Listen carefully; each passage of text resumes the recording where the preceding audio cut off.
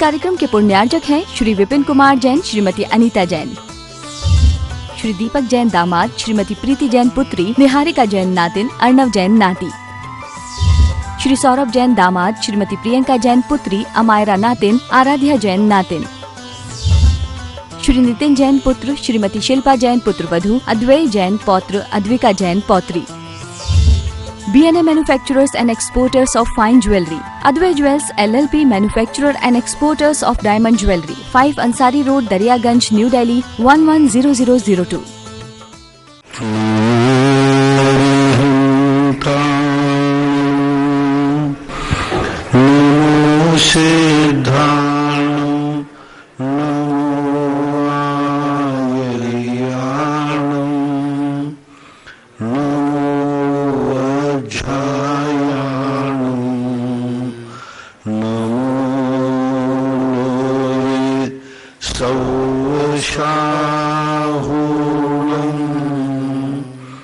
पंच परमेष्टि भगवान की जय हो। आचार्य श्री गुरुवर कुंद कुंद महाराज की जय हो। आचार्य श्री गुरुवर विद्यासागर महाराज की जय हो। परम पूज्य निर्यापक मुनि से 108 सुधा सागर जी महाराज की जय हो। जय हो। परम पूज्य निष्कम सागर जी महाराज की जय हो। मेरठ से अमित जैन इनकी जिज्ञासा है। पूज्य गुरुवर के चरणों में कोटि कोटि नमोस्तु। हे गुरुवर, आपके द्वारा बताई हुई और मांगनंदी जी द्वारा रचित शांतिहारा में ओम ह्रीम श्रीम क्लीम ऐम अरहम नमो अरहंताणम ह्रोम सर्व शांतिम कुरु कुरु स्वाहा का हम लोग 9 बार उच्चारण करते हैं। ये गुरुवर, मेरी जिज्ञासा है कि उपरोक्त मंत्र में अनाहत विद्यायी का क्रिया अर्थ क्या है, कृपया समझाने की कृपा करें। अनाहत विद्या का अर्थ होता है निरंतर प्रभायमान जो विद्या है, जो शक्ति है। विद्या का अर्थ लिखना शक्ति।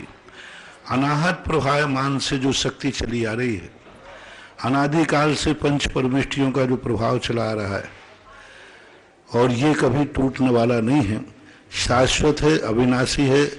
द्रव्य क्षेत्र काल भाव की मर्यादाओं से भी ये बाधित नहीं होता। ये मात अपना सदा शाश्वत प्रभाव बढ़ता है। अब लेने वाला व्यक्ति किस योग्यता वाला है वो बात अलग है। नमोकार मंत्र का प्रभाव कभी कम नहीं होता, पंच परमेष्टियों का प्रभाव कम नहीं होता। हाँ, लेने वाला, दवाई सब एक सी होती है, भोजन सदा एक सा होता है, पचाने वाले की शक्ति क्या है वो बात अलग है। लेकिन भोजन अनाहत विद्याएं निरंतर शाश्वत रूप से प्रभायमान जो शक्तियां हैं वो आज शाश्वत रूप से विद्वान। नमोकार मंत्र के बाद यह मंत्र सबसे प्राचीन मंत्र है। यदि पूज्यवर मांगनंदी महाराज को हम मानते हैं और यदि वह इतिहास वहाँ तक जाता है कि यह पूज्यवर कुंदकुंद स्वामी के दादा गुरु थे। कुंदकुंद के दादा गुरु मांगनंद आचार्य महाराज थे। कुंदकुंद स्वामी के साक्षात गुरु जिनचंद्र थे, तो जिनचंद्र के गुरु थे मांगनंदी। यदि उस समय हम उनको स्थिति तक जाते हैं तो नमोकार मंत्र सबसे पहले मंत्र लिखा गया था, पुष्पदंत भूत बलि महाराज ने लिखा था।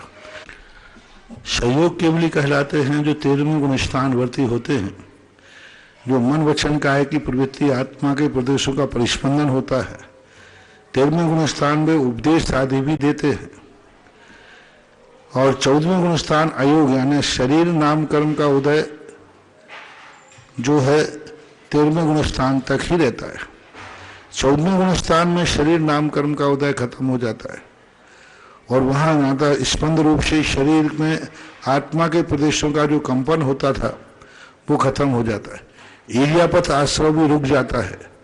मात परिसातन क्रिया यानी जो अघातिया कर्म पड़े हैं, 85 प्रकृतियां लगभग होती हैं, वो थोड़ी देर के लिए 5 ह्रस्व अक्षर आ ई ली, ये जो 5 ह्रस्व अक्षर हैं इनके उच्चारण प्रमाण काल रहता है। 85 प्रकृतियां का एक साथ क्षय करते हैं चतुर्थ शुक्र ध्यान के माध्यम से, यानी सिद्ध बनने के पहले जो अयोग केवली होते हैं उनका वर्णन। हालांकि हैं अयोग केवली संसार में शरीर में रहते हैं, लेकिन मोक्ष जाना उनका नियत है। उत्तर प्रदेश से नैन्सी जैन इनकी जिज्ञासा है। पूज्य महाराज श्री के चरणों में त्रिवान नमोस्तु। महाराज जी, मेरी जिज्ञासा है कि घर में रहकर किसी सदस्य द्वारा किया हुआ ज्यादा धर्म दूसरों अथवा अन्य सदस्यों के लिए कष्ट का कारण बन जाता है। जैसे जैसे व्यक्ति ज्यादा नियमों की तरफ बढ़ता है उसके उतनी ही मुसीबतें बढ़ती जाती हैं। तो क्या महाराज जी इस स्थिति में हम क्या करें? कृपया समझाएं, कृपा करें। कोई भी चीज के लिए जब परम निमित्त की तरफ से बाधा आती है तो पुण्य का हीनता कहलाती है। हमारे पुण्य में यदि प्रबलता हो तो सारी अनुकूलताएं बन जाती हैं। व्रत पुण्य से नहीं होता है, धर्म पुण्य से नहीं होता, वो तो क्षयोपशम से होता है कि धर्म को पालन करने वाली जो सामग्री होती है वो सामग्री तो पुण्य से ही चाहिए। पुण्य की हीनता के कारण से ऐसा होता है कि तुम धर्म करते हो, परिवार के लोगों को परेशानी हो जाती है। माँ व्रत लेगी, बेटा परेशान हो जाता है, उसको पानी भरना पड़ेगा, अब उसको शुद्ध भोजन की व्यवस्था करना पड़ेगी, सारी चीजें घर के हर व्यक्ति को दिक्कत आती है। ये तुम्हारे पुण्य की हीनता है। यदि पुण्य प्रबल होता तो वही परिवार के लोग अवभाग्य मानते, और यदि उन लोगों का पुण्य है, परिवार वालों का, उनका भी पाप कर्म का उदय है। सबसे ज्यादा उन परिवार वालों के पाप कर्म का उदय है जिनके घर में कोई धर्मात्मा त्यागी वृत्ति, यदि परिवार वालों को भार लग रहा है, उनको दिक्कत हो रही है कि मैं इनको कैसे क्या करूं, समझ लेना उस परिवार, उन व्यक्तियों का सबसे बड़ा दुर्भाग्य है, सबसे बड़ा डाउनफॉल समय आने वाला है। क्योंकि घर में त्यागी वृत्ति है, घर में कोई धर्म कर रहा है और परिवार के लोगों को भार लग रहा है, महानुभाव परेशानी लग रही है, तो बहुत बड़ा दुर्भाग्य है उस परिवार का, बहुत बुरे दिन की स्थिति उसकी बन जाएगी। इसलिए मैं बहुत करुणा दया करके कहता हूं, घर में यदि एक भी धर्मात्मा है, यदि कोई रात में नहीं खाता है तो पूरे परिवार वाले अवभाग्य समझे, मैं भली रात का नहीं छोड़ पा रहा हूं लेकिन वो पुण्यात्मा हूं, मेरे परिवार में फलाना व्यक्ति रात में नहीं खाता। तुम भली कोई भी त्याग कर पाते हो नहीं कर पाते, तुम मंदिर अभिषेक करने जाते या नहीं जाते हो, और तुम्हें ये मालूम हो जाए कि नहीं मेरे परिवार का फलाना सदस्य अभिषेक के बिना भोजन नहीं करता। तुम भली 16 का नहीं खाते हो लेकिन घर में कोई 16 का भोजन करता है, और तुम्हें ये आ जाए कि मेरे कितने भाग्य हैं कि मेरे घर में आज पंचम काल में कुएं का पानी पीने वाला है। अभाग, तुम कोई भी नहीं पी रहे हो, तुम नल का पानी पी रहे हो, तुम्हें जो पी रहे हो वो पी रहे हो, लेकिन मां तुम्हारे मन में एक भाव आ जाए कि मैंने कितना पुण्य किया कि मेरे घर के दादाजी, पिताजी, माँ, दादी, तुम अभाग्य मान लो तो तुम कुछ भी धर्म नहीं करते हो तो भी तुम्हारी सदगति निश्चित है, इतने मात्र मान है। घर में कोरगत, मैं तो सब व्यक्तियों से कहता हूं, और जो भार मानते हैं त्यागी वृत्तियों को, उनका डाउनफॉल बहुत जल्दी आता है। जो त्यागी वृत्ति हुए, घर में कोई त्यागी वृत्ति है, कोई है उसको भार मान रहा है, कहीं ये मेरे माथे नहीं पड़ जाए, मेरा भार नहीं बन जाए, ऐसा भाव भी तुम्हें आ रहा है, समझ लेना तुम्हारे बहुत जल्दी बुरे दिन आएंगे। और अगला भाव तो ऐसा मिलेगा कि तुम्हारा जन्म मलेच्छ खंडियों में होगा। क्यों? क्योंकि तुमने अपने घर में एक त्यागी वृत्ति, धर्मात्मा, धर्मादे को भार माना था। लोग कहते मलेच्छ खंडों में जन्म कैसे हो जाता है, निम्न जातियों में जन्म कैसे हो जाता है, अछूत जातियों में जन्म कैसे हो जाता है, जहां धर्म के कोई संस्कार नहीं होते वहां बात क्या बन जाती? कुछ नहीं बंधु, यही व्यक्ति जाकर उन्होंने आदि निम्न कुलों में जन्म ले लेते हैं, मलेच्छ खंडों में जन्म लेते हैं। इन्होंने कभी त्यागी वृत्ति, धर्मात्मा को भार माना होगा, दुर्भाग्य माना होगा कि अभी त्यागी वृत्ति घर में आ गया, इनको कौन 16 का खिलाए, कौन बनाए, कौन करे। ऐसा परिणाम तुमने कभी किया होगा, उस परिणाम के कारण से निम्न कुलों में जन्म लेना पड़ता है, मलेच्छ खंडियों में जन्म लेना पड़ता है, दुष्कुलों में जन्म होता है, जहां धर्म का संस्कार नाम की कोई चीज नहीं मिली, ना भक्ष होगा ना कुछ नहीं, भक्षा कोई विचार ही नहीं। क्यों? आपने एक बार धर्मात्मा व्यक्ति से एनर्जी की थी, ऐसे यहां जन्म हो गए। तो मेरा तो सारे संसार से कहना है, जैनियों से खास तौर से कहना है, आपके घर में यदि कोई थोड़ा सा भी त्यागी है, तुम मत त्याग करो, ये नहीं कह रहा हूं तुम त्याग करो, बस तुम उस त्यागी व्यक्ति को अभाग्य मान के स्वीकार कर लो। बस कितना सरल मार्ग दे रहा हूं। तुम्हें त्याग नहीं बनता, बिल्कुल मत करो। लेकिन यदि घर में कोई त्यागी वृत्ति है तो उसको तुम सौभाग्य मानो। कोई आलू प्याज नहीं खा रहा, तुम खाते हो, नहीं छोड़ सकते हो, मैं आपको कोई ऑब्जेक्शन नहीं उठा रहा हूं। लेकिन यदि घर में कोई नहीं खाता है तो तुम उसके लिए भार मत मानो, अभाग्य मानो। यदि वो 16 का भोजन करता है, तुम नहीं करते हो, तुम्हें कुछ नहीं करना, मात्र अभाग्य मानो कि मेरे घर में ऐसा है। उसको सगुन मान लो, शुभ मान लो, सुबह उठ करके उसकी वंदना करो, जय जिनेंद्र कर लो कि आज हमारे घर में इस युग में भी ऐसे हैं। ऐसा महानुभाव मानना चाहिए। और यदि आपको भार लग रहा है और आप उससे पिंड छुड़ाना चाहते हैं तो यह भी निश्चित कर लीजिए कि आपका अगला भव निकृष्ट कुल में जन्म लेगा, मलेश खंड में जन्म लेगा, ये पवित्र जैन कुल तो नहीं मिलेगा। मुंगावली से शुभम जैन की जिज्ञासा है। पूज्य महाराज श्री के चरणों में कोटि कोटि नमोस्तु। महाराज श्री, आपने संधि काल के बारे में बताया था कि जो 12 और 6 बजे का समय होता है वह संधि काल माना जाता है। महाराज जी, मेरी जिज्ञासा है कि यह संधि काल कितने समय का माना जाता है तथा इस समय सदुपयोग किस समय प्रकार के लिए काल का संबंध तो नहीं है, क्योंकि दिन घटते बढ़ते रहते हैं। शीतकाल में अलग संधि काल बनता है, सबका अलग बनता है, तो उसके लिए अधिकतम 48 मिनट का संधि काल माना जाता है। 24 मिनट पहले, 24 मिनट बाद में, 48 मिनट के लिए मानना चाहिए। बड़ा गांव दसान से अशोक जैन की जिज्ञासा है। पूज्य गुरुदेव के स्वाध्याय मंडल की जिज्ञासा है। पूज्य महाराज श्री के चरणों में नमोस्तु। महाराज श्री, किस कर्म के उदय से जीव मिलेक्ष खंड में जन्मता है, बाद में संपूर्ण जीवन आर्यखंड में बिताता है और जीवन भर अपने परिवार, माता पिता आदि से वियोग सहना पड़ता है? कृपया समाधान करने की कृपा। अभी बताया ना मैंने, 2-3 कारण है। एक कारण है उच्च कुल में जन्म लेकर नीच कुल के कार्य करना, उच्च कुल में जन्म कर नीच कुल का भोजन करना, उच्च कुल में जन्म लेकर नीच कुल के आचरण करना, उच्च कुल में जन्म लेकर के और साधर्मियों से जो त्यागी वृत्ति हैं उनसे घृणा करना। अभी तो मैंने एक कारण बताया था कि जो अपने घर में त्यागी वृत्तियों को भार मानता है उनका। दूसरा, जो उच्च कुल में जन्म लेकर के नीच कार्य करे, जैन कुल में जन्म लेकर रात में खावे, जैन कुल में जन्म लेकर अभक्ष खावे, जैन कुल में जन्म लेकर। नीच कुल में जन्म लेने वाले के यदि गलत खाते हैं, नीच कुल में जन्म लेने वाले रात में खाते हैं तो उनको दुर्गति मिलेगी, ऐसा नहीं है। लेकिन जैन कुल में जन्म लेकर के और वे कुलाचार का यदि पालन नहीं करते हैं, जो आपके जैन कुल का कुलाचार है, उच्च कुलों का, अच्छे कुलों का, जैन है, मान लो जैन है, और जैन कुलों का जो आचरण होता है, कुल का धर्माचार नहीं कह रहा हूं, जैन कुल का जो मर्यादा होती है, ब्राह्मण है, ब्राह्मण कुल का जो आचरण होता है, क्षत्रिय है, क्षत्रिय कुल का जो आचरण होता है, एक सभ्य कुल महाजन कहलाते हैं। अच्छी दृष्टि से ब्राह्मण है, अच्छे कुल का अच्छा, सब ब्राह्मण को अच्छा मानते, अच्छा आदमी होगा, ब्राह्मण आदमी है। लेकिन वो ब्राह्मण होकर के निम्न कार्य करता है, नीच कार्य करता है, कुल मर्यादा के विरुद्ध में आचरण करता है, उनका मलेच्छ खंडों में जन्म होता है। ऐसे जैन को लगा लीजिए, सब में लगा लीजिए। तो उच्च होकर के और निम्न स्तर के कार्य करने की बात करना, आचरण, तो फिर वो मलेच्छ खंडों में जन्म लेता है। बिलाई रसाली छत्तीसगढ़ से वंदना गजरा जैन इनकी जिज्ञासा है।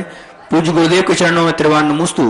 गुरुदेव, सुकौशल मुनिराज को ध्यान अवस्था में सिंगनी ने देखा और क्रोध उमड़ाया, और सुकोमाल मुनि महाराज को श्यालिनी ने देखा तो उनका भी क्रोध उमड़ाया, क्योंकि उनका पूर्व भाव का बैर था।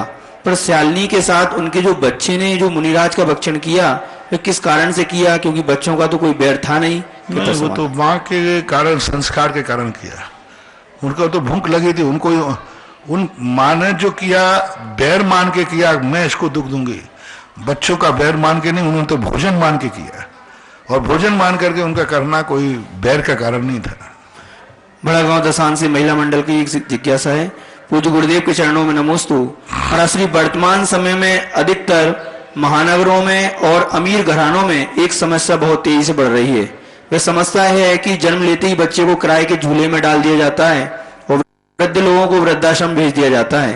अतः बच्चों पर बड़ों का साया नहीं रहता और वृद्धों को छोटों का सहारा नहीं मिलता। तो महाराज जी, इस समस्या का कर्म सिद्धांत से क्या निवारण? मैंने कल और आज इसी का समाधान प्रातः काल के प्रश्नों में किया कि आज मुनिराज को एक आहार लेने के लिए कितना शुद्ध बोलना पड़ता है। सारे जैनियों से भी हम आहार नहीं लेते। कितने जैनी आहार दे पाते साधु को, जैन होकर के भी। यानी साधु इतना पवित्र है कि उसके कोई अशुद्ध आहार दे दे, गलत व्यक्ति दे दे, क्या फर्क पड़ने वाला है।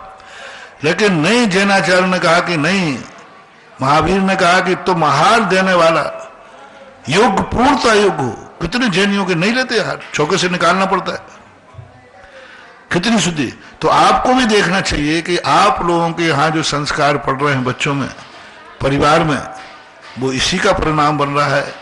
तो आप लोगों को ये विशेषता बने कि बच्चों के लिए संस्कार दें, अपने हाथ की रोटी भोजन कराएं, अपने पालन, नौकरी, माँ को नौकरी ना करे, बच्चों का पालन करे। बच्चों को यदि पैर पे खड़ा कर दिया अच्छे संस्कार देकर, तो बुढ़ापा तो उसका वैसे ही अच्छा निकल जाएगा। आज बच्चों को जो किराए के झूलों में डाला जा रहा है, बस बूढ़े होते तुम्हें भी किराए के अनाथालय में टिट फॉर टेट। तुम बच्चों को किराए के झूले में डालो, तुम्हें बुढ़ापे में वो अनाथालय भेज देंगे। सीधी बात, जैसा बोगे वैसा पाओगे। आप बच्चों को गोदी में खिलाओगे, आप बच्चों का अच्छी तरह पालन करोगे, हो सकता है बच्चे भी आपको बुढ़ापे में अपनी गोदी में तुम्हें सहारा दें। तो आजकल बच्चों के प्रति माँ बाप का उत्तरदायित्व खत्म होता जा रहा है और बच्चों से अपेक्षा करते हैं कि ये बुढ़ापे में मेरे काम आवे। तो ऐसा हो नहीं सकता। बबूल के बीज बोगे, आम के फल लग नहीं सकते। इंदौर से अंकिता जैन इनकी जिज्ञासा है, पूज्य महाराज श्री के चरणों में नमोस्तु।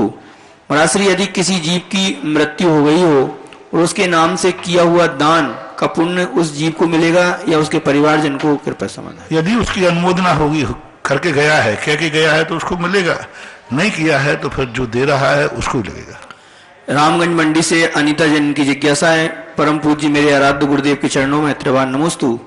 महाराज श्री, जिस तरह आपने जिज्ञासा समाधान में बताया था कि किसी भी चीज को अपने आत्मा की पर्याय बना लो, वैसे ही जिज्ञासा समाधान हमारी आत्मा का पर्याय बन चुका है और हम उसे देखे बिना नहीं रह सकते।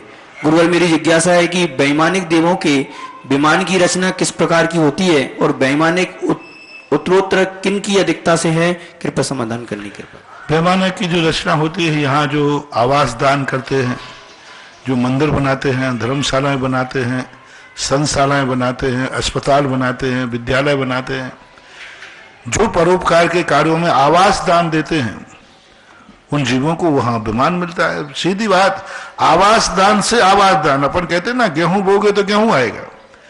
यदि तुमने यहाँ भगवान को आवास दान दिया, भगवान को बढ़िया मंदिर बनाया, आवास दान के बदले आपको और बढ़िया विमान मिलेगा। आपने संस्थाशाला बनाई, आपने धर्मशाला बनाई, आपने स्कूल बनाया, आपने गरीबों को झोपड़ी बनवा दी, जो भी आपने किया है, यानी आवास दान देने वालों को बेईमान रूप से उतरा है, क्योंकि ये तो दान तो बीज है।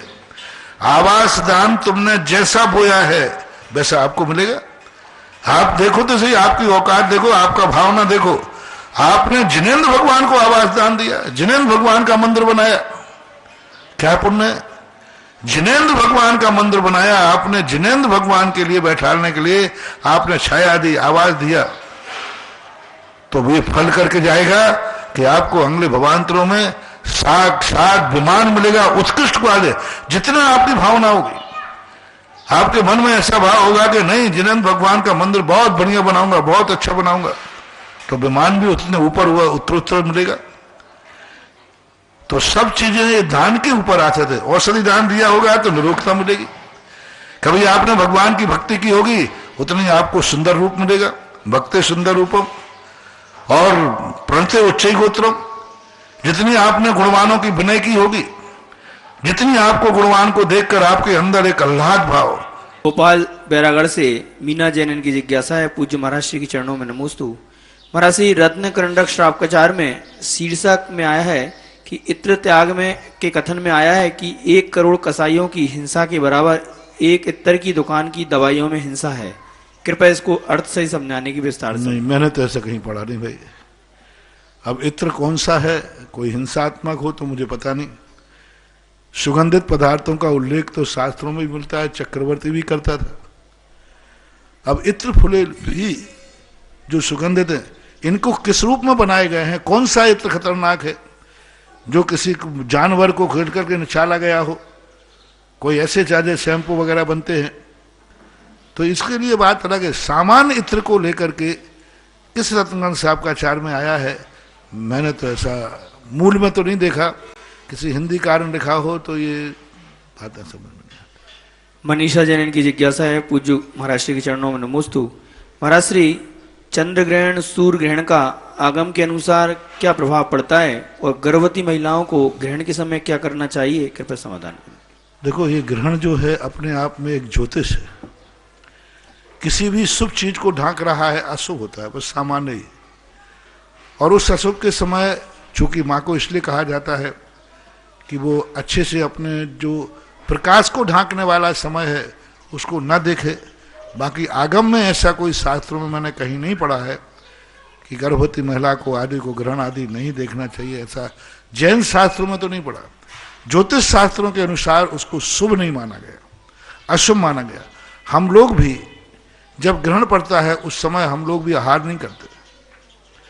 जिस समय लो आहार चर्या का समय है, दिन से मतलब नहीं है, जितने समय पड़ता है उतने समय ग्रहण के समय आहार नहीं करें, स्वाध्याय नहीं करेंगे, और भी सिद्धांत ग्रंथ आदि नहीं पढ़ेंगे, विहार आदि भी नहीं करेंगे, रोक देंगे, ध्यान करेंगे, जाप करेंगे, पूजा।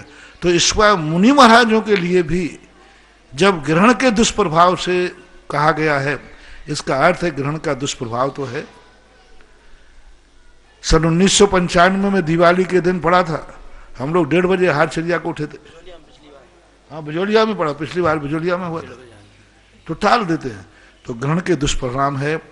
माँ को अच्छा है बचना चाहिए, उस दिन उसको ग्रहण आदि को न देख करके अपने बच्चे को मंदिर आदि में, परिवार घर में आदि बैठते हैं, श्रेष्ठ है। लेकिन अलग से कोई कोड करके जैन आगम में ऐसा कहा हो, ऐसा हमने पढ़ा नहीं। बिजौलिया से नेहा काला इनकी जिज्ञासा है, पूज्य गुरुदेव के चरणों में त्रिवार नमोस्तु। महाराज श्री, अभी देखने में आता है कि कुछ धर्मों में एक छोटे छोटे से बच्चों को दीक्षा दे दी जाती है। अभी वो छोटा सा बच्चा है, अभी कुछ समझदार भी नहीं है, और ऐसे मार्ग पे उनको लगा दिया जाता है। तो क्या महाराज जी इस विषय में आप बताने की कृपा करें। ठीक नहीं है, उचित नहीं है।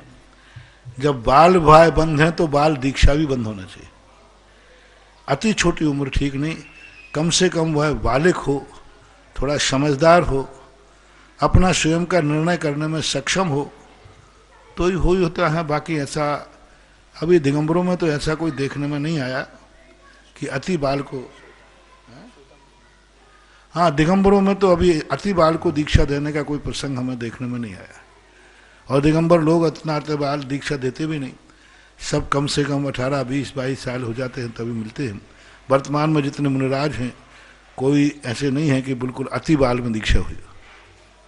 बिजौलिया से ही अलका मोदी इनकी जिज्ञासा है, पूज्य महाराज श्री के चरणों में नमोस्तु।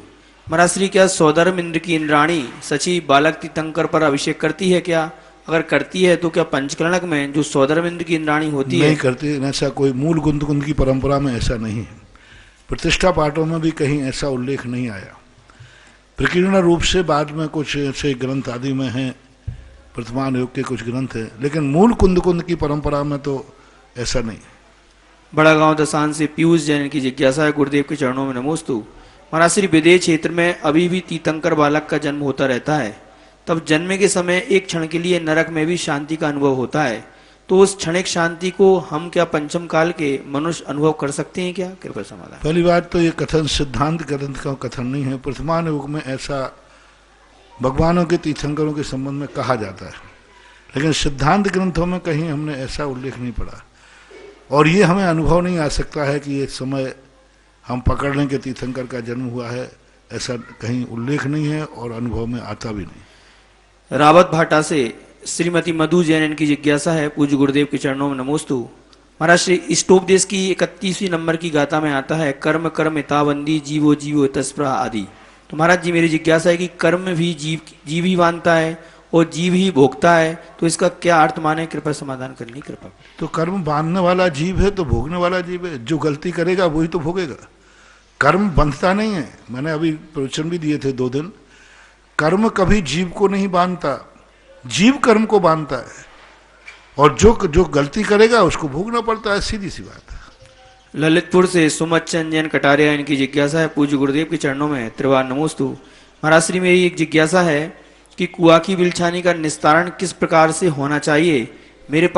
हमारे यहाँ पर पानी से अभिषेक आदि होता है, लेकिन कुएं के पानी की बिलछानी को 50 फीट ऊपर से कुएं में फेंक दिया जाता है, जिससे बहुत सारे जीवों की हिंसा होती है। नहीं होना चाहिए। उसके लिए विधिवत होकर के पुरानी बाल्टियों में कड़े लगते थे, उसमें लेकर के आजकल तो वैज्ञानिक आधुनिक रूप बनने लगे, तो ऐसा नहीं करना चाहिए। दिल्ली से प्रियंका सेठी, इनकी जिज्ञासा है, पूज्य महाराज श्री के चरणों में नमोस्तु। महाराज जी, हमने नारायण, प्रतिनारायण, रुद्र पुरुष आदि के बारे में सुना, पर ये रुद्र पुरुष क्या होते हैं, ये समझाने की कृपा करें। रुद्र पुरुष एक प्रकार के बहुत अच्छे धर्म के रूप धारण करके और विपरीत कार्य करते हैं, धर्म के विपरीत आचरण करते हैं, उनको नाम ही रुद्र है। रुद्र यानी भीभत्स कार्य करना, ऐसा। मेरठ से राजेंद्र कुमार जैन, इनकी जिज्ञासा है, पूज्य गुरुदेव के चरणों में नमोस्तु। महाराज जी, मेरी जिज्ञासा है कि प्रहाकर दिगंबर साधु तप द्वारा शरीर को क्रश कर लेते हैं, जबकि यह भी सुना है कि शरीर को सुखाने से मोक्ष नहीं है। गुरुवर, यदि शरीर पुष्ट होगा तो अच्छी साधना हो सकती है, तो फिर शरीर क्रश क्यों करना? शरीर को सुखाने से मोक्ष नहीं है, लेकिन सुखाए बिना भी मोक्ष नहीं है, ये भी तो पक्का है। मुनि बनने से मोक्ष नहीं है, लेकिन मुनि बने बिना भी तो मोक्ष नहीं है, तो ये भी तो मानना चाहिए। शरीर यदि पुष्ट रहेगा तो वो नियम से भीतरागी होगा कैसे? काय स्वहलाश परिणाम एक हमारे यहाँ आता है, काय के प्रति अनुराग किए बिना शरीर पुष्ट होगा नहीं। तो काय को इतना मत सुखाओ कि वे तुम्हारी आत्मा को धारण करने लायक न रहे, लेकिन काय को इतना भी मत फुलाओ कि आत्मा वहां पता ही नहीं चले कहाँ है। एक मध्यम, जैसे एक घोड़ा होता है, वो तुम्हारे काम आता है, तो उसको दाना खिलाते रहोगे तो वो काम आएगा, पर घोड़े को इतना खिलाओ कि जो कुंवर साहब को बनाया था वो सब घोड़े को खिला दो, तो फिर कैसे काम चलेगा? तो शरीर है, शरीर को इतना भी मत किस करो कि वो तुम्हारे आवश्यक भी करना बन जाए, लेकिन इतना भी पुष्ट मत करो कि वो आवश्यक करने के लायक भी न रहे।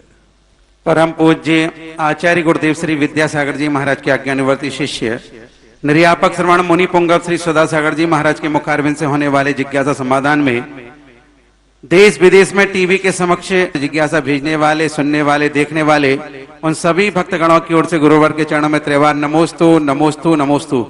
इस क्षेत्र पर बनने वाले सहसकूट जिनालय हेतु एक प्रतिमा 171 की श्रीमान सुभाष चंद्र, मनोज, अमित, दीपक, पौत्र, ऋषभ, प्रांजल, प्राशुक जैन निवासी निकट जैन मंदिर कांधला जिला शामली उत्तर प्रदेश से एक प्रतिमा प्राप्त हुई है 171 की उषा उमंग जैन कोलकाता, और राकेश मीना बिलाला जौहरी बाजार जयपुर द्वारा अपने सुपुत्र भानु जैन के 27वें जन्म दिवस के उपलक्ष्य में चमलेश्वर तीर्थ के जीर्णोद्धार हेतु 27,000 की राशि देने की घोषणा की है। सभी को बहुत बहुत आभार, धन्यवाद। हम चलते हैं जिज्ञासा समाधान की ओर ऑनलाइन रिकॉर्डिंग के माध्यम से। निरायपक सम्मान परम पूज्य मुनि पुंगव श्री सुधासागर जी महाराज के चरणों में त्रिबार नमोस्तु नमोस्तु नमोस्तु। आचार्य श्री, मैं श्रीगरचंद पहाड़िया, मेरे को तीर्थ क्षेत्र कमेटी का अध्यक्ष बनने का सौभाग्य आपके आशीर्वाद से ही मिला है। पूज्य श्री, मुझे आपका मार्गदर्शन और आशीर्वाद प्रदान करें ताकि मैं समाज के तीर्थों की, मंदिरों की सेवा कर सकूं। नमोस्तु नमोस्तु नमोस्तु। तीर्थ क्षेत्र कमेटी एक ऐसी संस्था है, सभी संस्थाओं जिनके शुरुआत साधु संतों से हुई।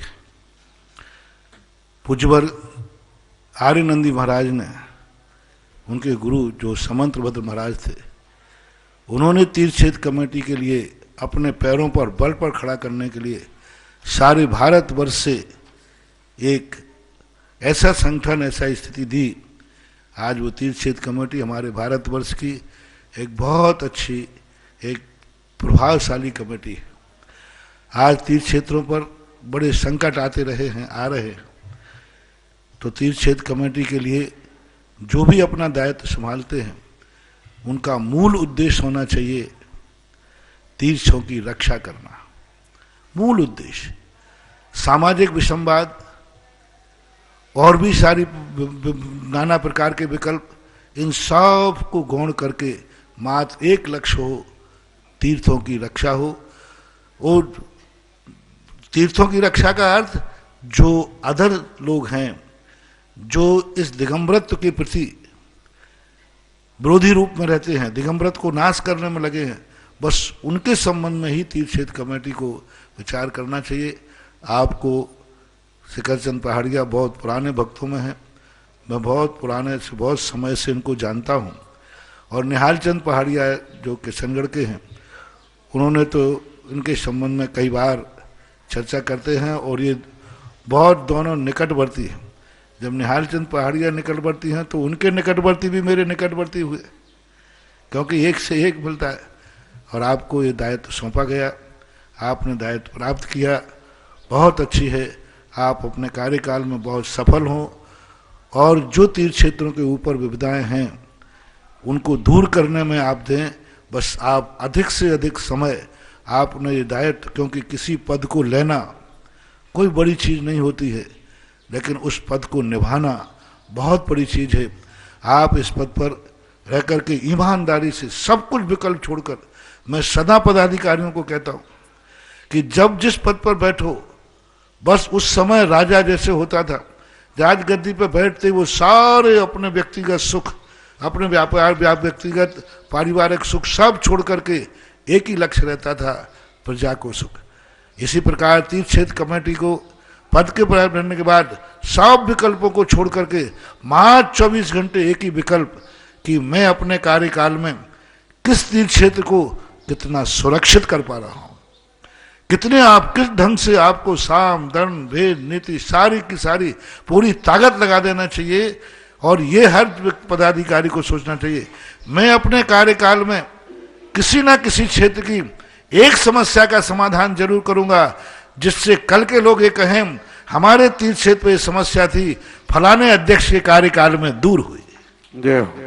ऐसा हर अध्यक्ष को एक प्रेस्टीज बनाना चाहिए, हर अध्यक्ष को एक संकल्प करना चाहिए कि मैं कोई ना कोई अपने पद की स्मृति छोड़ के जाऊंगा, कोई ना कोई करे, और मेरे जाने के बाद भी वह स्मृति हमें जीवित रहेगी कि फलाना व्यक्ति फलानी कमेटी का पदाधिकारी बना था, उस समय फलाने तीर्थ क्षेत्र कमेटी पर तीर्थ क्षेत्र पर एक संकट था, फलाने के अध्यक्ष काल में हुआ था। मैं आशीर्वाद इसी बात को लेकर दे रहा हूँ कि शिखर चंद जी, आप भी अपने जो भी कार्यकाल आपका है उस कार्यकाल में एक ऐसा स्मृति चिन्ह स्थापित करें जो बाद में भी याद किया जाए कि यह तीर्थ क्षेत्र की सुरक्षा पहाड़िया जी के कार्यकाल में हुई थी। ऐसा कोई स्मृति, ऐसी आपकी उपलब्धि, और उसका एक ही समय है 24 घंटे। अब इसी संबंध में सोचना शुरू करो, उठते बैठते चलते फिरते 24 घंटे एक ही बात, और सारे कोई भी और चीजें आपको नहीं छोड़ना, समाज के संबंध में आपको नहीं सोचना, साधु संतों के संबंध में आपको नहीं सोचना, समाज में जो झगड़े टंटे उनमें नहीं सोचना, समाज के पंथवाद में नहीं पड़ना। तुम्हारे लिए एक ही काम है, तीर्थ क्षेत्र की सुरक्षा। ऐसी भावना के साथ आपने आशीर्वाद मांगा, बहुत बहुत आपको आशीर्वाद, यही मेरी भावना है। अगली जिज्ञासा अपना रिकॉर्डिंग के माध्यम से। जय जिनेंद्र भैया, मेरा प्रश्न है कि किसी भी व्यक्ति के पास जब सीमित समय हो तो उसे क्या करना चाहिए? उसे जो स्वाध्याय करके अपना ज्ञान बढ़ाना चाहिए या फिर बच्चों को संस्कारित करने के लिए पाठशाला पढ़ानी चाहिए? क्योंकि मुझे ऐसा लगता है जब समय निश्चित है तो हम एक ही काम कर सकते हैं, तो इस निश्चित समय में हमें कौन से काम को पहले प्रायोरिटी देना चाहिए, किसकी उपयोगिता हमारे लिए पहले होनी? आप क्या हैं ये देखना पड़ेगा। आपने कहा माँ है, तो माँ है तो माँ का सबसे पहला कार्य है बच्चों को संस्कारवान करना, यही तुम्हारा स्वाध्याय है। माँ यदि बच्चों को पाठशाला भेज देती है तो माँ का स्वाध्याय हो गया। पत्नी यदि अपने पति को अभिषेक करने भेजती है, पत्नी को अभिषेक का पुण्य लग गया, क्योंकि वो नहीं कर पा रहे। उसका एक ही काम है, माँ अपने बेटे को संस्कार दे दे।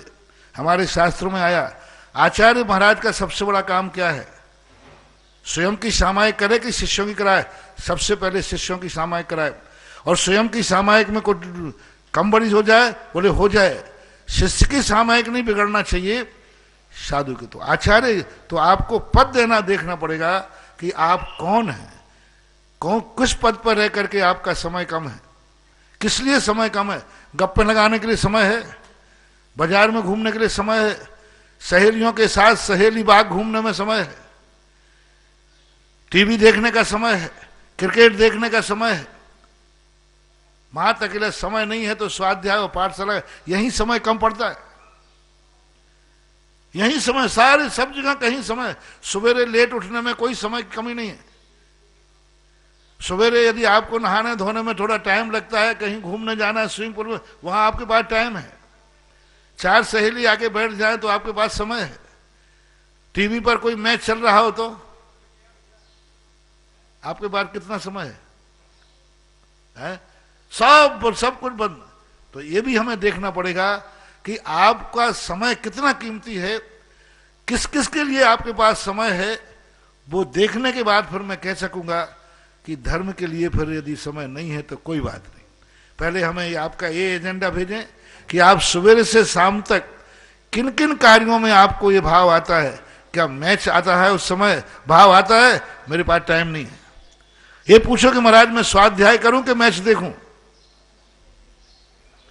ये पूछो कि महाराज जी यदि बाहर घूमने जाना है तो घूमने जाऊं या बच्चे को पढ़ाने बैठूं? तो आप खुद ईमानदार बन जाएं। आपका प्रश्न है कि आपके लिए किन किन कार्यों के लिए समय है, वे कार्य आपकी जिंदगी में और आपके बच्चों की जिंदगी में कितना उपयोगी है, ये निर्णय आप खुद करिए अपने पद के अनुसार। जिज्ञासा के लिए ऑनलाइन। नमस्ते महाराज श्री जी, मेरी ये जिज्ञासा है कि आयु कर्म का बंध मनुष्य और तिर्यंचों के त्रिभागी में होता है। 8 अपकर्षण काल बन सकते हैं, आदि आदि बातें। किंतु यदि देव और नार की भूभूमिया जीवों की तो आयु फिक्स होती है, फिर कैसे समझेंगे? ये बात जाननी है। क्या उनके भी त्रिभागी में बंध बनेगा? नमस्ते सभी महाराज जीवों श्री का जी। एक नियम है तो सबके लिए एक है। त्रिभाग में उनका त्रिभाग अलग है। देवों का त्रिभाग 6 महीने के बाद, उसमें 6 महीने में भी त्रिभाग पड़ेगा। मान लो 6 महीने हैं तो 4 महीने निकलने के बाद उनको आयु बंद होगा। भोग भूमियाँ हैं तो 9 महीने के अंदर उनको 9 महीने के 2 भाग निकलने के बाद उनको आयु बंद का पहला चांस पड़ेगा। उनके भी 8 भाग होते। मान लो 6 महीने देवों की है तो 6 महीने पहले उनके 2 महीने निकलने, 6 के में से 4 महीने निकल गए, 2 भाग निकल गए। अब 2 महीने में पहला त्रिबली पड़ेगा। अब 2 महीने के फिर आप 3 भाग करिए, 2 भाग, तो उनका भी उन 6 महीने के अंदर, भोग भूमि का 9 महीने के अंदर, नारकियों का 6 महीने के अंदर 8 भाग पड़ते हैं। वो भी सिस्टम त्रिभाग है। बस उनकी जिंदगी की पूरी आयु का त्रिभाग नहीं होता। मनुष्य त्रियंचों में जिंदगी की आयु का त्रिभाग देखा जाता है। नरक और त्रियंचों में 6 महीने, 9 महीने भोग भूमि के आदि का जाना चाहिए। अगली जिज्ञासा पुनः रिकॉर्डिंग के माध्यम से। मेरे आराध्य गुरुदेव के चरणों में मेरा और मेरे परिवार की ओर से 3 बार नमोस्तु। गुरुदेव, मेरी जिज्ञासा है कि यदि कोई विषय 1-2 बार पढ़ने के बाद हमें याद तो हो जाता है, परंतु कुछ समय बाद हम उसे भूल जाते हैं, तो यह हमारे कौन से कर्म का उदय है? कृपया जिज्ञासा का समाधान कीजिए। हमारे यहाँ कर्मों में बहुत स्मृत्यावरणी कर्म, स्मृति को भूल जाना, धारणावरणी कर्म। मति ज्ञान के जितने 336 वेद हैं उतने ही आवरण हैं। तो उसमें धारणा नाम के मति ज्ञान में जो आपका है, वो धारणा नाम का मति ज्ञान कमजोर है। पर धारणा ठीक है तो स्मृत्यावरणी कर्म नाम। तो जितने प्रकार के आवरण हैं उतने जितने प्रकार के परिणाम हैं उतने प्रकार के आवरण भी होते हैं। तो ऐसा मानना चाहिए। कभी आपने कोई चीज, अच्छी चीजों को याद नहीं किया होगा, अच्छी चीजें याद करने लायक थीं, वो नहीं की होकर के, और दुनिया की बातों को याद किया होगा, इसलिए अच्छी चीज भूल जाते। और सबसे बड़ी चीज है स्मृति। तो लोग कहते हैं हम धर्म की बात भूल जाते, लेकिन और वो गुरु का प्रवचन भूल जाते, लेकिन कोई दुश्मन गाली दे जाए तो वो नहीं भूलते। एक व्यक्ति ने कहा, बोले महाराज जी मेरी स्मृति शक्ति बहुत गायब हो गई, इतनी गायब हो गई कि आपका प्रवचन इधर सुनते आगे पाठ पीछे सपाट, कुछ भी याद नहीं रहता। मैंने कहा अच्छा, मना कोई आप आशीर्वाद दीजिए, कोई मंत्र दीजिए। तो मैंने कहा पहले जांच तो कर लूं कि तेरी स्मृति है कि नहीं। तो मैंने कहा दे दो, जांच मशीन पर ले जाओ। ये बताओ तुम्हारे 10 साल पहले तुम्हारा किसी से झगड़ा हुआ था? बोले महाराज हुआ था। मैंने किस बात पे हुआ था? उसने पूरी रामायण सुना दी।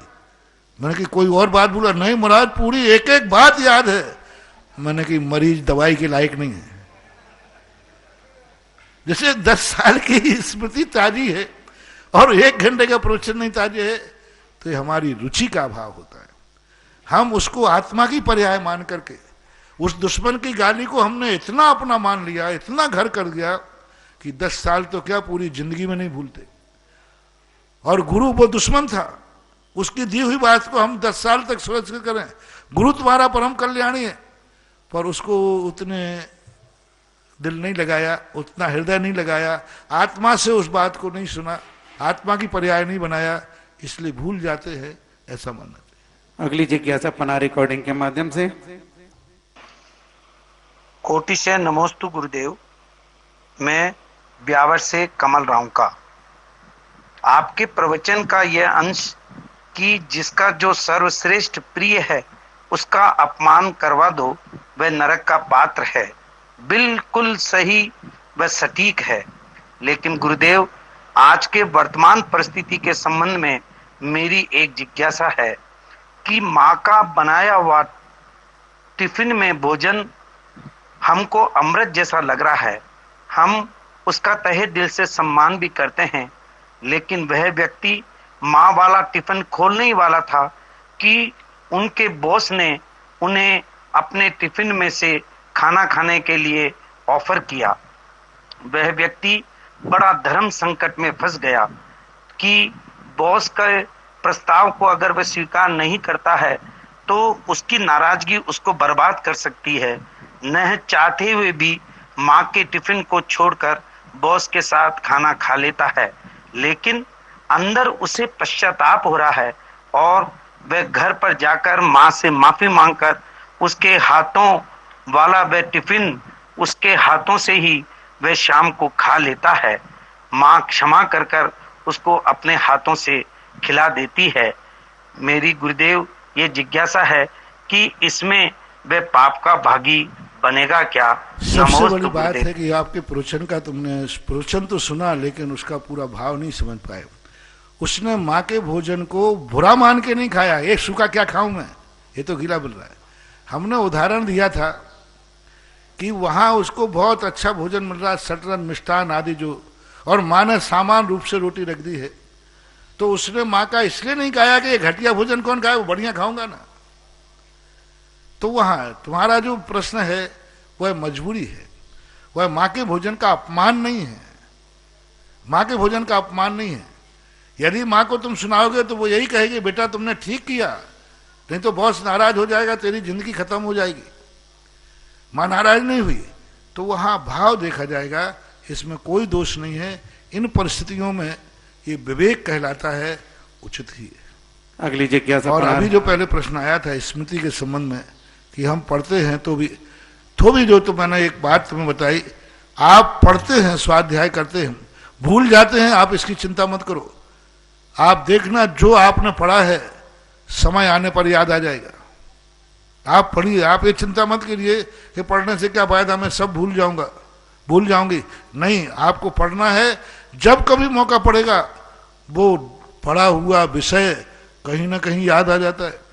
हमने कई बार देखा, वैसे कोई चीज याद करेंगे तो याद नहीं आती, और लेकिन जैसे कोई सामने निमित्त आता है, हमारे यहाँ उदाहरण दिया जाता है कि एक व्यक्ति, न्याय शास्त्र में उदाहरण है, ये आपके लिए बहुत कार्यकारी है, जो ये मान के छोड़ देते महाराज मुझे कुछ याद ही नहीं होता, मैं तो भूल जाता हूँ, क्या पढ़ूंगा, तो बहुत अच्छा उदाहरण है कि एक व्यक्ति छाता भूल गया किसी दुकान पर, भूल गया, लेकिन जैसे दूसरे का छाता देखा उसे अपना छाता याद आ गया। भूल गया था कि नहीं, भूल गया, लेकिन दूसरे का देख के अपना, अरे मेरा छाता कहाँ गया। तो इसी प्रकार से यदि तुमने कभी पढ़ा है और फिर गुरु प्रवचन दे रहे हैं तो तुरंत तुम्हें, अरे मैंने ष्टुपदेश में द्रव्य संग्रह में ये पढ़ा था, वही तो महाराज करे। तो आप किया हुए संस्कार को न छोड़ें, वो कहीं ना कहीं कभी ना कभी काम आएगा।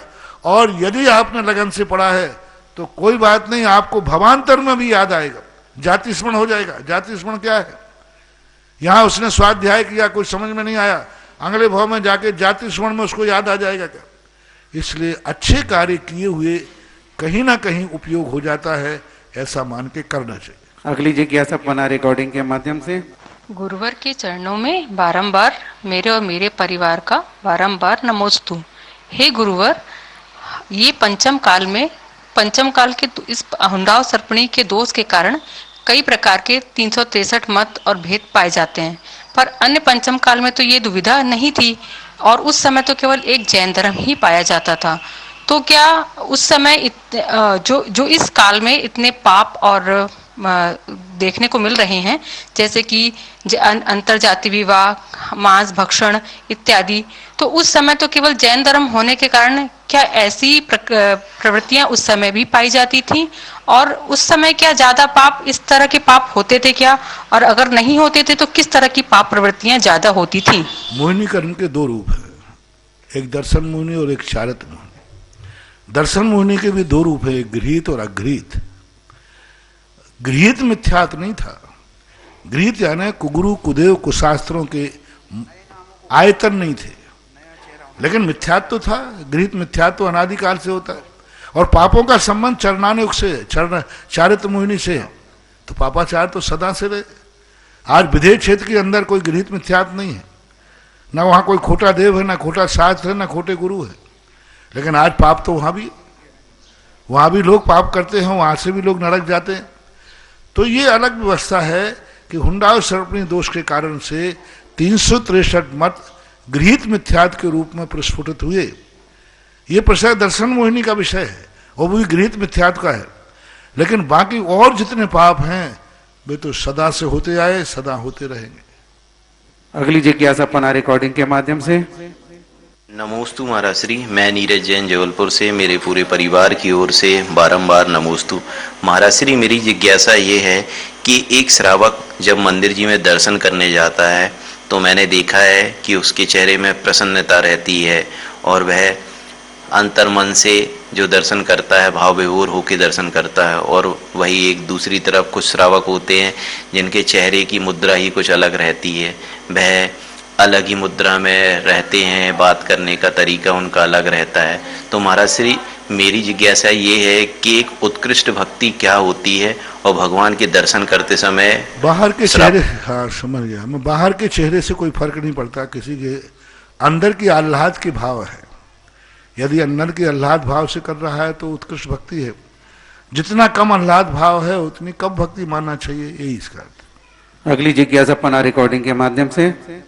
नमोस्तु गुरुवर, मेरा नाम चारू जैन है, कैलिफोर्निया यूएसए से। मेरी जिज्ञासा शांति पथ प्रदर्शन जो कि वर्णी जी ने लिखी है उसमें कही हुई अंतर्ध्वनि और संस्कार को लेकर है। उसमें लिखा है कि ये दोनों सभी में होती हैं, लेकिन इसको पहचान करना आसान नहीं है। अंतर्ध्वनि को संस्कार और संस्कार को अंतर्ध्वनि मानने की गलती कर सकते हैं। तो मेरा प्रश्न यहाँ पर यह है कि हम इनकी पहचान कैसे करें? कृपया इसका समाधान देकर हमें अनुग्रहित। अंतर्ध्वनि, ये दोनों की दोनों चीजें एक ऐसी चीज हैं जो हमारी चेतना से संबंध रखते हैं।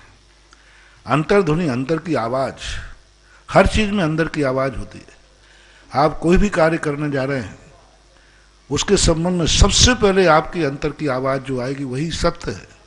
सारे दुनिया के ज्योतिष फैल हो सकते हैं, अंतर्ध्वनि कभी फैल नहीं होती, लेकिन अंतर्ध्वनि को पकड़ना बहुत मुश्किल है। किसी भी कार्य करते समय पहले क्षण जो विचार आया वही सत्य है।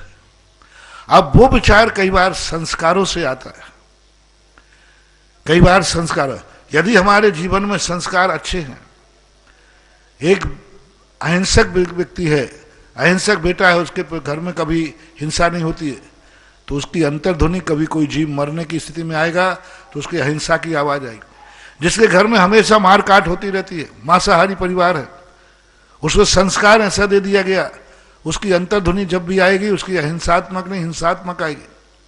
तो संस्कार हमारे ऊपर कौन सा पड़ रहा है, हमें सबसे पहले ये देखना पड़ेगा। हमारे ऊपर कौन सा संस्कार है, वही संस्कार कालांतर में अंतर्ध्वनि बन के आता है।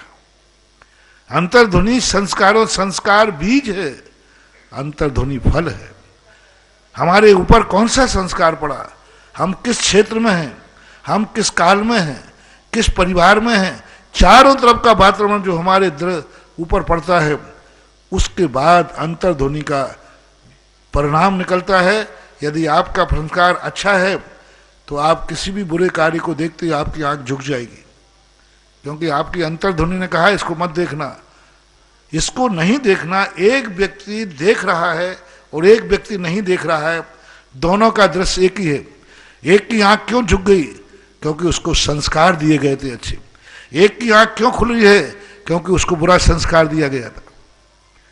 इसी प्रकार सब चीज में लगाना ना, खाने के पीने में, उठने के, बैठने के, देखने के, सुनने के, सब आपकी जो अंतर्ध्वनि निकलती है वो आपके अतीत के संस्कारों को दिखाती है। इसलिए सबसे पहले कोई भी नीतिकार होता है वो संस्कारों पर ध्यान देता है, अंतर्ध्वनि पर ध्यान नहीं देता, संस्कारों पर ध्यान देता है। यदि संस्कार अच्छा है तो अंतर्ध्वनि अच्छी होगी ही होगी। अगली जिज्ञासा अपना रिकॉर्डिंग के में की असंख्यात प्रदेशों में विराजित परम पूज्य महान गुरुवर के श्री चरणों में अनंतों बार नमोस्तु। गुरु जी, दर्शनोपयोग की जब हम परिभाषा पढ़ते हैं तो इस प्रकार पढ़ते हैं कि इंद्रिय ज्ञान से जो पहले पदार्थों का सामान्य प्रतिभास होता है उसे दर्शनोपयोग कहते हैं।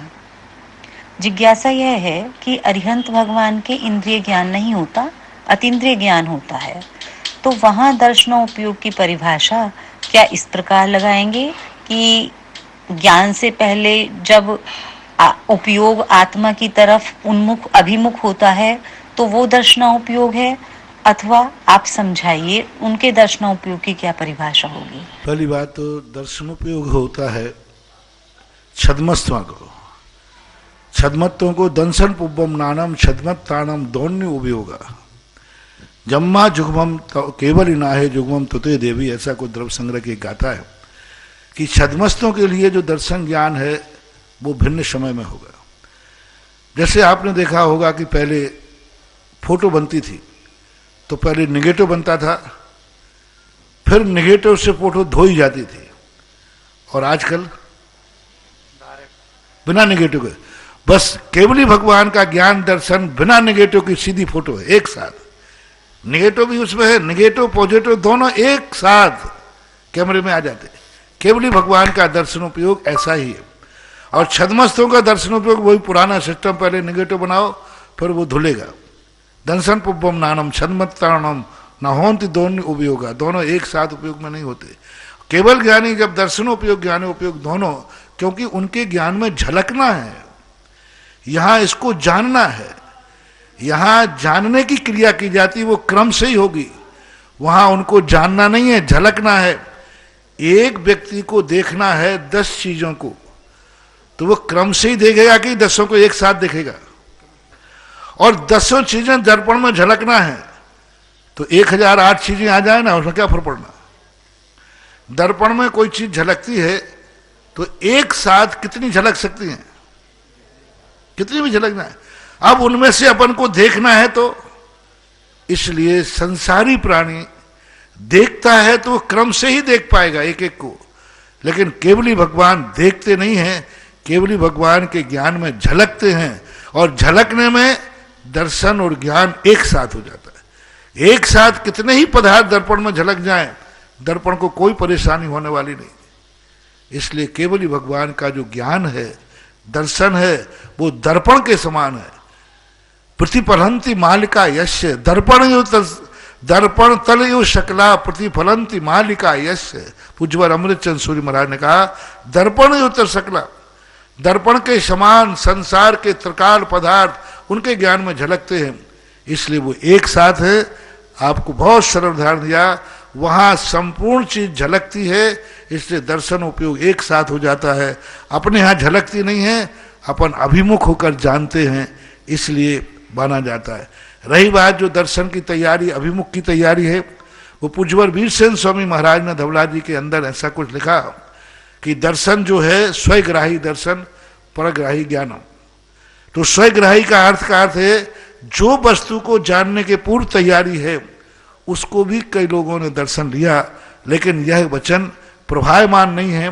प्रभायमान का तो यही है दंसन पुब्बम नानम, ऐसा माना जय सामन्नम गहनम भावानम रेव कट्टुम आयानम, यानी जो सामान्य दृष्टिगोचर प्रथम होता है, उसी को दर्शन सभी ने माना है और यही उचित है। अगली जिज्ञासा ब्रजेश जी शास्त्री महुआ। बोलो। पूज्य गुरुदेव के चरणों में कोटि कोटि नमोस्तु। महाराज श्री, आज की मेरी जिज्ञासा दोपहर के स्वाध्याय से है। आपने बताया कि त्रिंचों के निरक्षरी भाषा होती है, तो महाराज श्री जो तोता आदि बोलते हैं राम राम वगैरह, तो वो एक तो यह है जिज्ञासा महाराज जी। दूसरी है स्मृति की, कि ध्यान और स्मृति में अंतर। तो शिखर जी वगैरह का जो ध्यान करते हैं, तो महाराज श्री वो ध्यान है कि स्मृति है? पहली बात, तोता आदि जो है वो ध्वनि है। यदि आपको कोई भजन या गाना आता है तो संगीत वाला बजाता है तो अपन को ऐसे लगता है जैसे हारमोनियम गा रहा हो, बिल्कुल वही शब्द। जैसे अपन ने कहा कोई भी शब्द अपन बोलते हैं तो संगीत भी वही, ऐसा यदि परिचित है तो आपको ऐसा लगे संगीत बोल रहा है। त्रियंच जो है ध्वनि बोलते हैं, स्पष्ट रूप से अक्षर नहीं बोल पाते, वो ध्वनि की नकल करते हैं और उनको ध्वनि संस्कारित की जाती है। उनकी ध्वनि को अपन उसको बार बार रटाते हैं तो वो अपनी एक ध्वनि निकालता है, उसको मालूम है कि मैं राम बोल रहा हूं, कि वो ध्वनि कर रहा है। हमें तो मालूम है कि ये रा है, रा मां, तो हमारे ज्ञान में तोता को नहीं मालूम कि ये रा है, ये मां है, वो तो मां ध्वनि की नकल कर रहा है। और हमारे लिए जब हम बोलेंगे तो हमें मालूम है कि रा आ मां ये फलाने रामचंद्र जी का नाम है, उसको कुछ नहीं मालूम, वो ध्वनि को पकड़ता है और वो ध्वनि ही उसका जीवन है। मात उसको कुछ भी नहीं मानो, रामचंद्र जी मुंगली दे देवे तो काट लेगा, फिर भी बोला राम राम राम राम, तो वो ध्वनि मानना चाहिए, ऐसा मानते हैं। स्मृति वाला महाराज जी, स्मृति और ध्यान को, स्मृति चिंतन में आती है, ध्यान जो है ध्यातव्य है। ध्यान अतीत का नहीं किया जाता, ध्यान भविष्य का किया जाता है। जो ध्येय है धार्मिक दृष्टि से, जो चीज हमें प्राप्त करना है उसके लिए जो ध्यान किया जाता है वो ध्यान कहलाता है। अतीत की बातों को हम उसे पाने के लिए करेंगे। मान लीजिए कल मैंने भगवान का दर्शन किया था, तो आज हम अपनी विशुद्धि बढ़ाने के लिए कल को याद करेंगे, लेकिन ध्यान माना जाएगा आज का, जिसे हमें प्राप्त करना है उसका ध्यान किया जाता है। जो प्राप्त हो चुका है उसको स्मृति बोलते हैं। नमस्ते। इस प्रकार से जिज्ञासा समाधान संपन्न हुआ। इस कार्यक्रम के पुण्यार्जक हैं श्री विपिन कुमार जैन, श्रीमती अनीता जैन, श्री दीपक जैन दामाद, श्रीमती प्रीति जैन पुत्री, निहारिका जैन नातिन, अर्णव जैन नाती, श्री सौरभ जैन दामाद, श्रीमती प्रियंका जैन पुत्री, अमायरा नातिन, आराध्या जैन नातिन, श्री नितिन जैन पुत्र, श्रीमती शिल्पा जैन पुत्रवधू, अद्वैय जैन पौत्र, Advika Jain पौत्री। B&A Manufacturers and Exporters of Fine Jewelry, Advay Jewels LLP Manufacturer and Exporters of Diamond Jewelry, 5 Ansari Road, Daryaganj, New Delhi 110002।